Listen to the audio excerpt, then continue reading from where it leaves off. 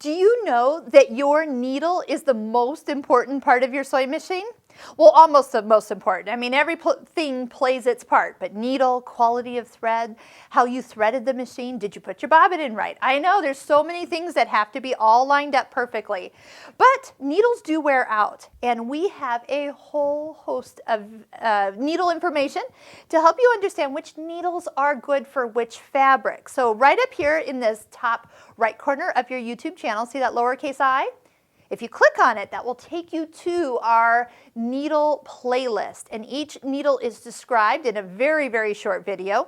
So if you're looking for needles for knit fabrics, you're looking for ballpoint needles. If you're looking for which needles are a sharp needle that will go through really dense fabrics like denim or batik fabrics, which ones are used for satin fabrics, which ones should we use for Velcro, those types of things. Check out our needle videos and they will help you. Now, just a little tip while we're here, one thing to always, well, number one, if you have problems, change your needle. 9 times out of 10, if I put a new needle in my machine, it solves the problem. The other thing too is I always recommend that you use your needle threader after you've inserted your needle, and if it doesn't line up, the hole in the little hook doesn't line up, you might not have your needle high enough.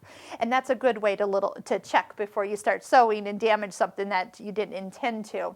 So change your needle often. First thing to do, change the needle. I have had times where I've got a bad needle, so I've had to change it twice. So keep that in mind. Check out our needle information, and if you have questions, refer to your local sewing machine store and they should be able to help you out as well.